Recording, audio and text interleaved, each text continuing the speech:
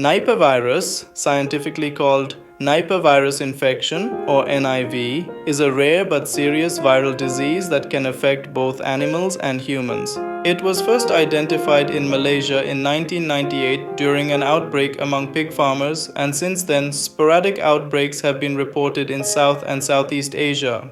The virus belongs to the Paramyxoviridae family and is considered a high-risk pathogen because of its high fatality rate and potential for human-to-human transmission. Nipah is primarily a zoonotic virus, meaning it spreads from animals to humans. Fruit bats of the Pteropus genus, commonly known as flying foxes, are the natural hosts. These bats can shed the virus through saliva, urine, and feces, contaminating fruits or raw products like date palm sap. Humans can get infected by eating contaminated food or by direct contact with infected animals. The virus can also spread from person to person through close contact with respiratory droplets or body fluids of an infected individual, particularly in healthcare settings without strict infection control.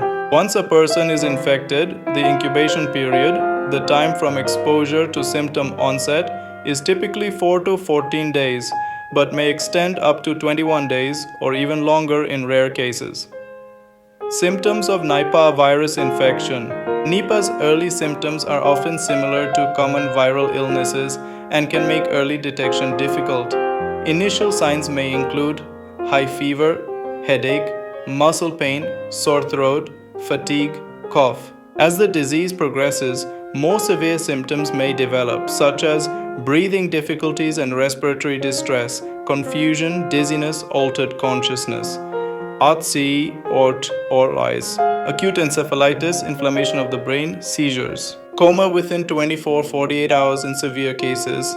Because encephalitis can cause neurological damage, up to 20% of survivors may experience long-term issues like seizure disorders or personality changes. Treatment for Nipah virus. Currently, there is no specific antiviral drug or vaccine approved to cure Nipah virus infection. Management of the disease focuses on supportive and intensive care to relieve symptoms and stabilize the patient. This may include hospitalization and close monitoring, oxygen therapy for respiratory distress, intravenous fluids to maintain hydration, medications to control fever and pain, treatment for seizures or neurological complications, mechanical ventilation in severe respiratory failure. Some antiviral drugs like ribavirin have been used experimentally, but there is no proven cure and supportive care remains the backbone of treatment. Precautions and prevention. Because there is no cure, prevention is the most effective strategy against Nipah virus. Precautions include avoid consuming raw date palm sap or fruit that may have bad bite marks. Wash and peel fruits thoroughly before eating. Avoid direct contact with bats or sick animals like pigs. Practice good hand hygiene, especially after handling animals or animal products.